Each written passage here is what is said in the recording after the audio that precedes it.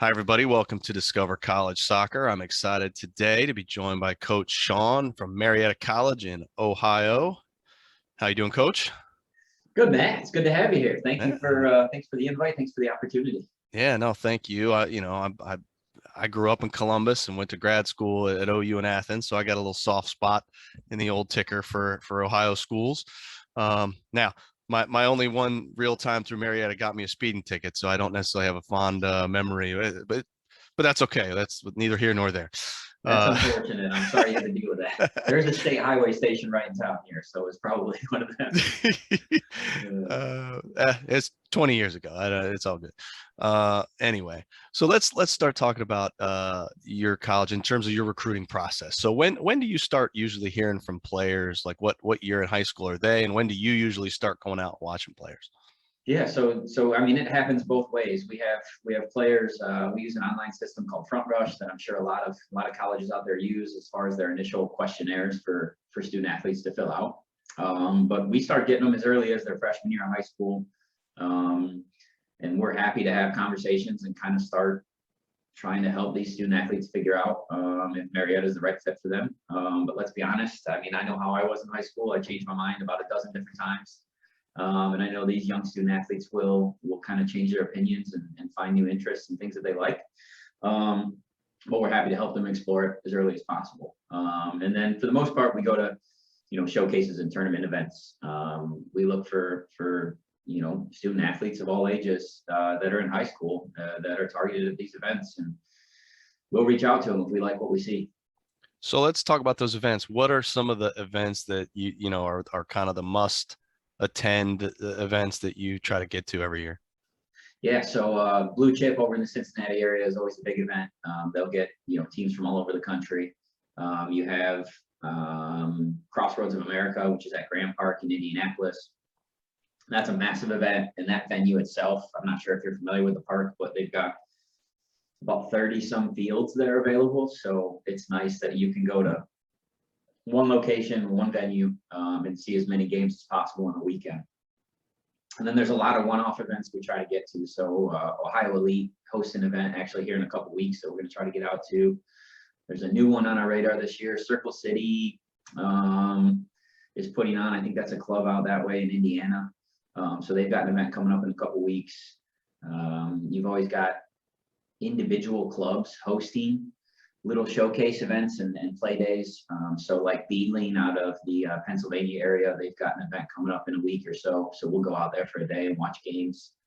The Pacesetter Soccer Club Memorial Day tournament. Sometimes I try to go back there, but I'm from that area. I used to work for the club, so I feel a little obligated to try and go and support them whenever I can.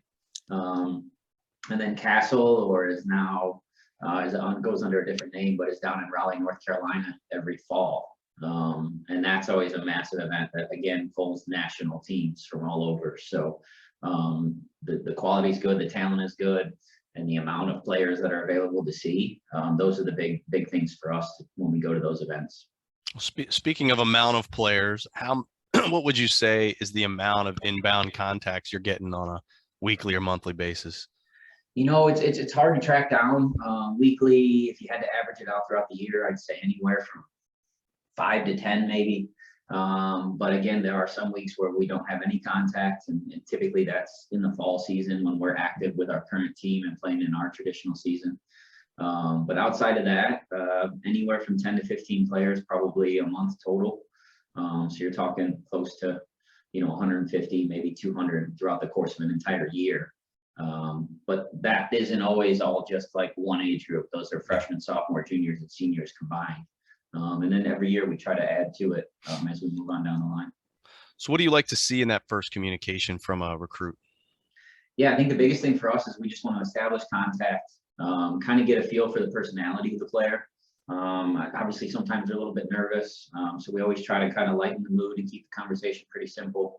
But the way we break it down, our first initial phone call, we try to just focus on the soccer stuff. So we try to get a little bit of a background. We always want players that have a strong or an extensive club background, because I believe that that's where a lot of the development in the player happens. So we want young ladies that play club soccer. and not just high school ball. But you have your rare cases. We have a young lady on the team right now and never really played club soccer because she's a multi-sport athlete. And she worked her way into the starting lineup here this past fall season. So it's possible. It's just a rare occasion. So yeah, we really just try to focus on the soccer stuff, get a feel for their attitude and their personality. And then we have a whole system, kind of a flow chart that we kind of follow through to try and keep in touch. But it all depends on where we come in contact with the player. If they're already a senior in high school, we kind of have to fast track things. But if they're younger, we can kind of take our time, spreading out the conversations and seeing that player play as many times as possible along the way. So what, in terms of, you talk about club coaching or excuse me, playing club soccer, are you in contact with club coaches a lot during that recruitment process to get a feel for the player? Oh yeah, definitely. I think we always try to find an opportunity with a high school or a club coach at some point in time, especially as we get further down the way in the process where we think we might actually make an offer to a young lady. We want to make sure we try to do a bit of a character check or a reference check. So it's really just a few questions that I ask every coach, and it's always the same.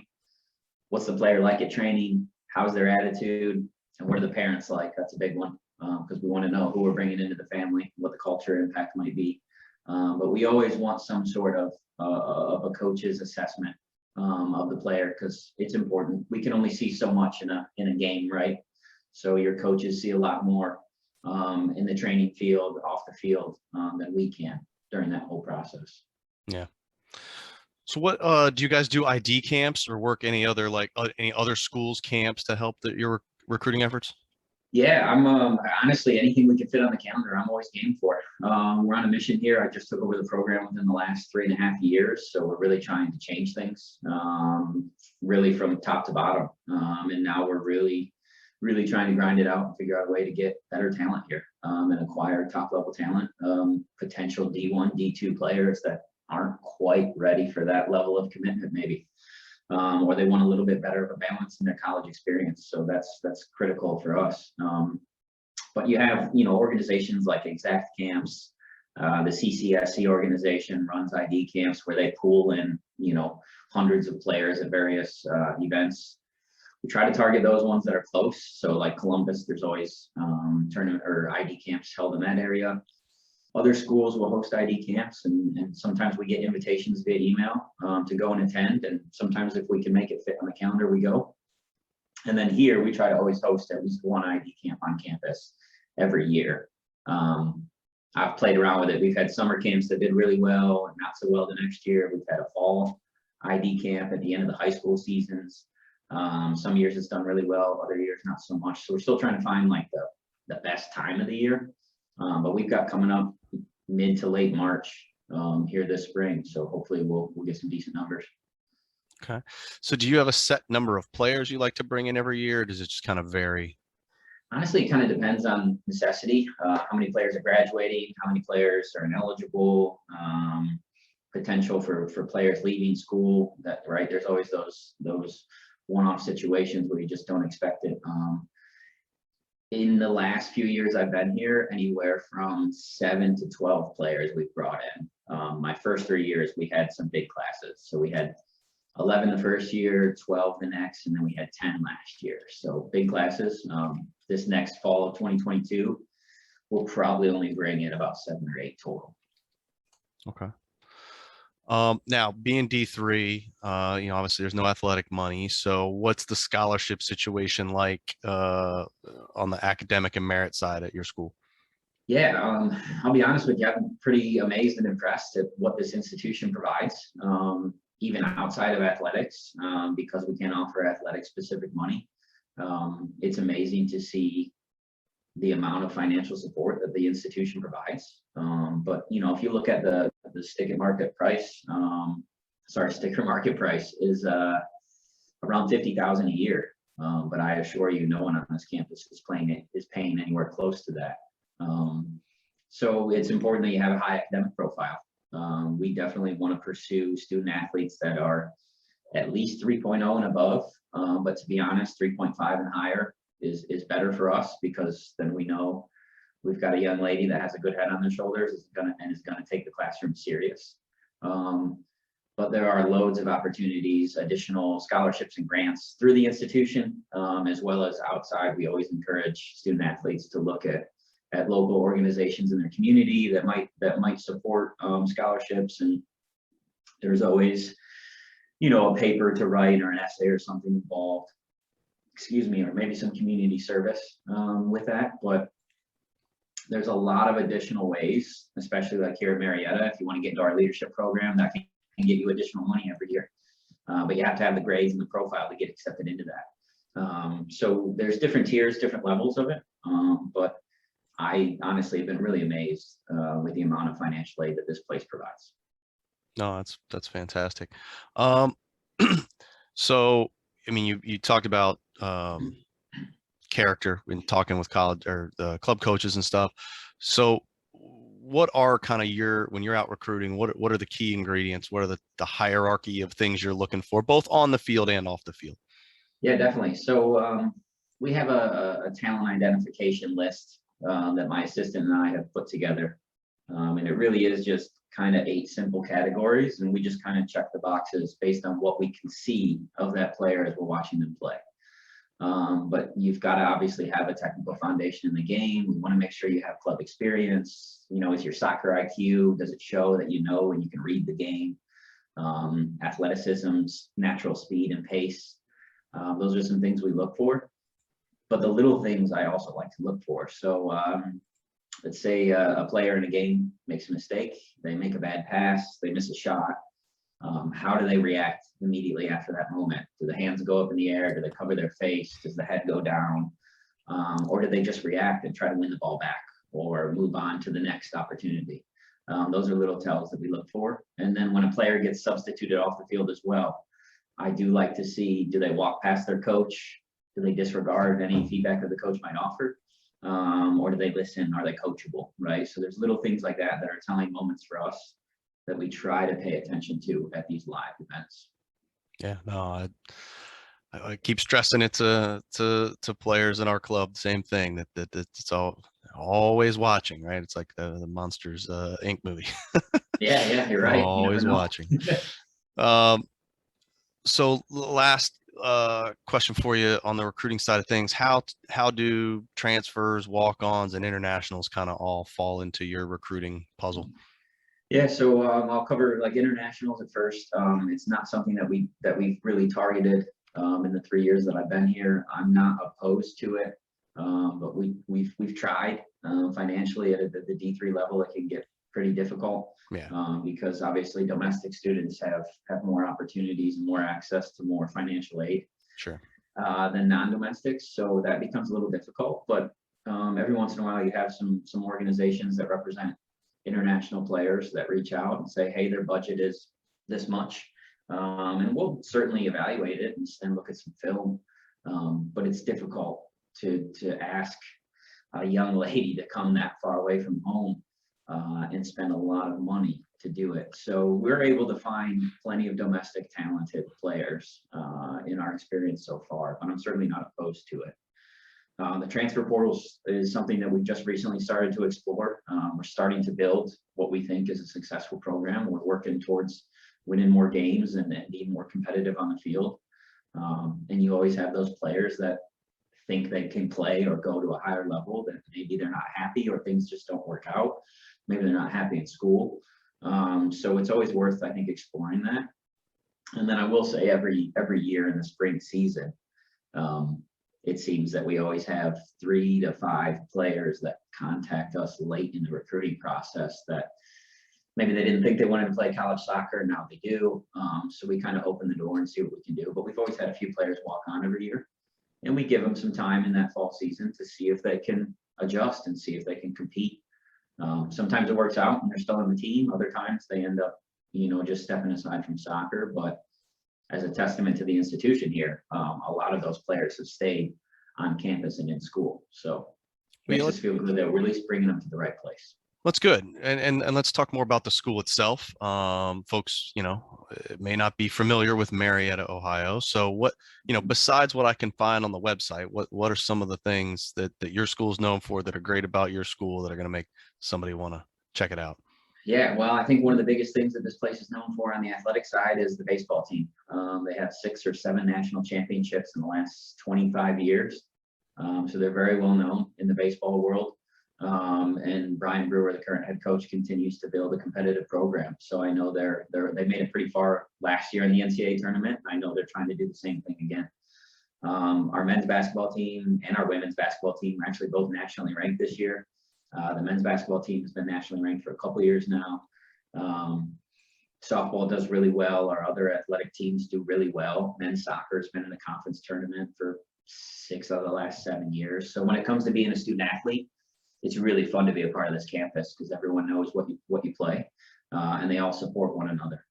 But as far as things that kind of attract to it, the town itself is beautiful. It's smaller, right? So if you want the small town fit, this is definitely a place to explore.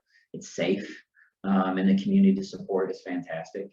We're right on the Ohio River, so there's loads of hiking trails, walking trails, biking paths that really are aesthetically appealing to the eye. The campus itself is gorgeous, so I would encourage people to take the virtual tour before you visit if you can. It's nice in the digital world we live in that's accessible. And then the downtown area is probably one of my favorite things to sell is everything is local family owned, which I think is really cool. And it makes it really unique about this place. So you have your chain and your franchise stuff closer to the highway.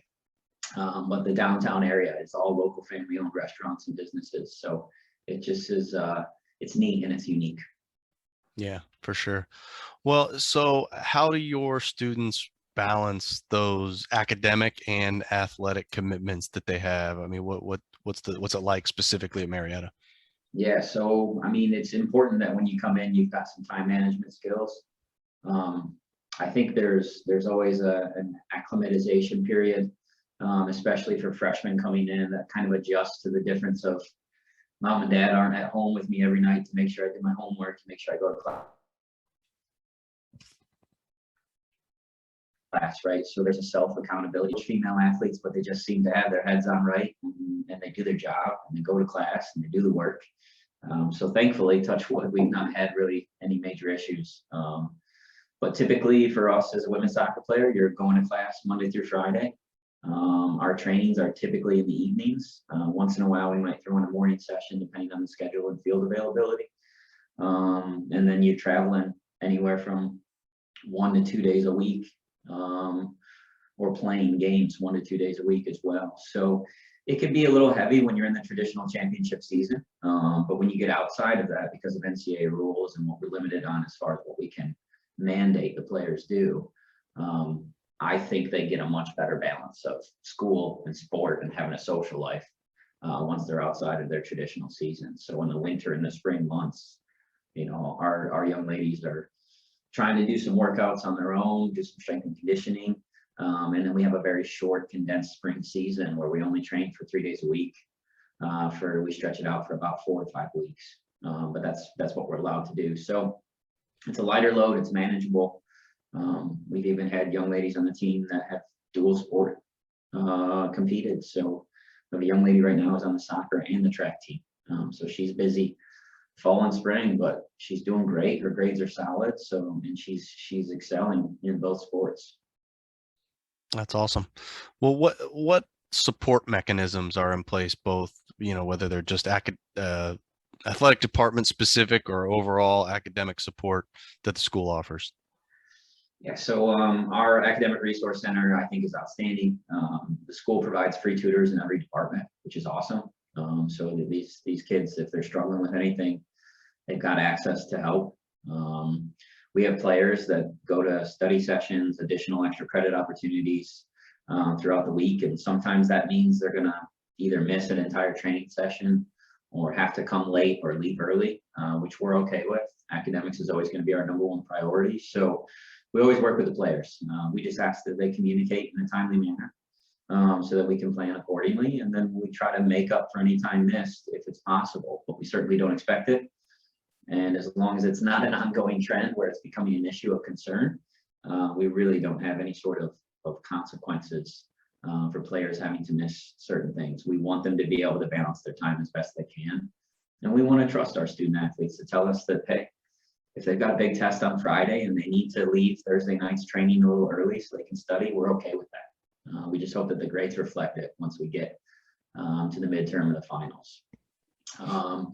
I even extend myself to help, to players.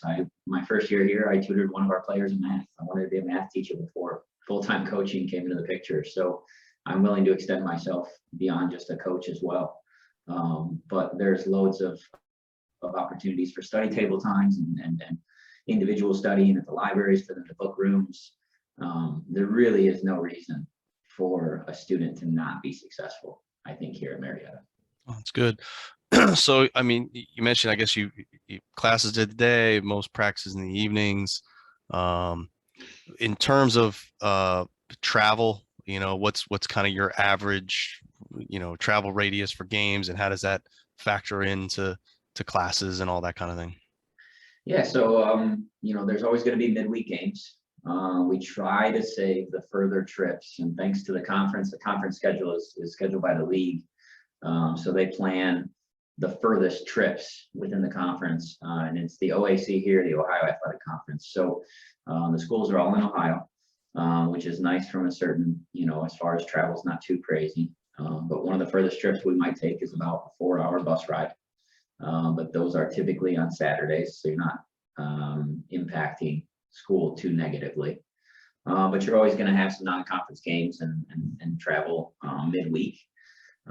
It is a school policy here that if you're traveling in your championship season, that it is an excused absence for outside competitions. But the student athlete is responsible, obviously, to make up any sort of work that they might miss. So we give every player a letter at the beginning of the year. They're supposed to take that to the professors at the first day of class, introduce themselves as a student athlete. That letter says, hey, I'm part of the women's soccer team, and I'm going to miss some class this semester. And on the other side of that, we provide the schedule and the travel dates and the bus departure times, so that way the professor knows early on that it's going to happen. And then we expect our young ladies to, send out reminders to the professors and communicate with them in a timely manner so that they can make sure they make up for anything that they might miss. Okay. Well, let's talk more about the soccer side of things. You say you've brought in some pretty big recruiting classes of late. If I'm an incoming freshman, I guess that hopefully that means I've got some chances to compete for some playing time. Yeah, I mean, that's been one of the greatest selling points for us in the first few years of trying to rebrand this program. Is we're telling freshmen when they come in, look, you can come in and make an immediate impact and play right away. I hope I'm never the type of coach that disregards a younger player just because they're young and inexperienced at this level. If we're recruiting the right level of talent and the right character of players, I don't see why you shouldn't have an opportunity to come in as a freshman and compete right away. If you want to look at this last fall season, I would say in almost every game we started anywhere from 8 to 9 underclassmen, so all freshmen and sophomore. And a couple of games was a full 11 were freshmen and sophomores, underclassmen. So there's definitely opportunity for young players to come in and play right away. And a lot of the conversations we have with these young student athletes, that's what they want. They don't want to sit the bench for a year or two and hopefully try to get some playing time. They want to make an immediate impact. And this is a place that we definitely think that that's possible. What's your ideal roster size that you want to carry? So we have 32 lockers in our locker room. We're pretty fortunate with our facilities here on campus. They're outstanding. So we try to fill that if possible. Thankfully, there's not much pressure from the institution to say that you have to have that number, but we look to have it. Most D3 schools will have bigger rosters in general. But part of our philosophy is we want to play at a high tempo. We want to rotate players through. I would argue we average anywhere from 19 to 22 players a game, which is really unheard of in our sport specifically. But that's because we want our players to play at a high level. And sometimes they're going to get fatigued, right? They're doing classes and training and 2 games a week. you've got to make sure you keep players healthy and protect the longevity of their careers. So I think it's important that you have a big roster. We'll always try to have 3 to 4 goalkeepers. So you're looking at anywhere from 28 to 29 field players. And we try to make a competitive environment that helps these young ladies and motivates them to want to compete for a spot to play. But we want them to appreciate one another and understand that if a young lady plays a full 90 minutes on a Wednesday, their legs may not recover by the Saturday game. So we need depth in the bench to make sure that we can rotate players through and still play at a high level. For sure. Well, what's your soccer staff like beside yourself? Who else is helping with the program? What roles does everybody play? Yeah, so it's myself, and I have a full-time assistant coach as well. So Michelle Rick, she played Division I at Wright State University over in the Dayton area, so familiar with Ohio, has connections to clubs and teams over that way, high schools as well. But we work full-time to try and put everything together. We've looked into trying to bring in a goalkeeper coach in the past. Haven't quite found someone that was really, really worth the time and commitment and able to bring in and really kind of trust to take that on themselves. So when it comes to field players, player management, the traveling, the team meals, all that stuff, that's Michelle and I pretty much doing everything. And we've got a pretty good system in place. So I think we're doing the best that we can with the resources that we have. Yeah, well, hey, even a full-time assistant is a good place to be sometimes when you're a D3 program. I was coaching D2, I had 0 assistants, so I hear you. We're pretty lucky to have the full-time role there. I think we're one of the few in the conference to have a full-time assistant in our sport, at least. So it's definitely a privilege, and I'm grateful to have it. What about other athletic department staff? Like, do you have, I'm assuming athletic trainers, strength and conditioning coaches, anything like that? Yeah, so we don't have a full-time strength and conditioning coach. So the caveat to that is we can kind of help coordinate and plan off-season strength and conditioning for our young ladies.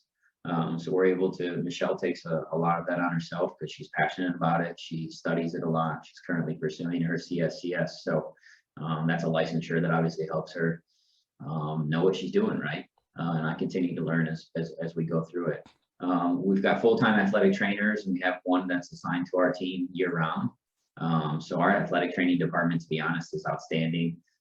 They have 7 or 8 total full-time employees in there, and every varsity team on campus has an athletic trainer assigned to them in their championship season. So it's nice that the players have that access. And then they have just added that as a graduate program as well. So now you have graduate students in it that also help assist them. So the program has continued to grow and develop and improve. And I think the resources that those athletes have, again, when they have injuries and things, the first question I ask is, did you talk to the AT department? Because they'll know more than I do at that point in time, and that's what they're there for. No, that's great. You mentioned it a little bit before, but how would you describe your style of play and your style of coaching? Yeah, so I tend to think I'm pretty high energy. I'm pretty fun, guy to be around. So I like to be playful and enjoy ourselves. But we want to embrace a blue collar work ethic, and we want to make sure our young ladies are trying to do the same thing. So there's a time to concentrate and focus and be serious. But like every session, for example, we always try to start with some sort of a fun little activation. We always try to make it sport specific. So there's always some sort of mobility, agility, balance, coordination involved with it. But it gives the girls an opportunity to have some laughs, have some fun, and kind of lighten the mood for the session before we get right down to it. As far as playing style, I think adaptability is probably the best way I can describe it. When I first came in, I was that coach that thought we'd play one system and study our system, and that was it. We just perfect it. But this is an ever evolving game, and it's important that you can adjust on the fly. So system wise changes, I think, game to game, depending on the opposition and what we expect to go up against. Obviously injuries and players who are able to play, that always impacts your decisions you make as well. But I definitely lean more towards a possession style game. We want to make sure our players are comfortable building through the thirds and trying to break lines. I'm not much of a direct style coach. If we're down a goal, 10 minutes left in the game, okay, we'll play direct a little bit and try to push numbers forward. But for the most part, we want to play the beautiful game the way it's supposed to be played. Yeah, makes sense. All right. Well, hey, last question. This is the catch-all. You get to just tell me, what else about your school, your program, or anything else you wanna share that maybe we didn't cover yet. Yeah, I think this has been pretty awesome. I think you've covered a lot of different facets for us. I think at the end of the day, if there's student athletes out there that want a young, energetic, passionate, and empathetic staff, this is the place to be. I tend to think I'm a very patient and compassionate person, so I care about the student just as much as I do as the athlete side of things, and we want to make sure that the character development piece is right. So if you want to have a good experience, enjoy it along the way, try to win as many games as possible, and come into a program that's trying to build something, right? Anybody can go to a top level program and continue to win, but we're trying to take something that has struggled in recent history and build something. And I think that makes it special and unique. And we're trying to find those young student athletes that want to help contribute to the same cause. Awesome. Well, I wish you the best of luck, and hope you continue to build that program and get it rocking and rolling and down there in Marietta. And if I make my way back through Athens, I'll have to swing down and see what you got going on down there. Yeah, stop on by if you do. Give a call, give an email or something. We'd be happy to show you around the facilities and just watch your speed, okay? Yeah, right. Awesome. Thanks, Coach. Appreciate it. Thank you. Appreciate you, Matt. Take care.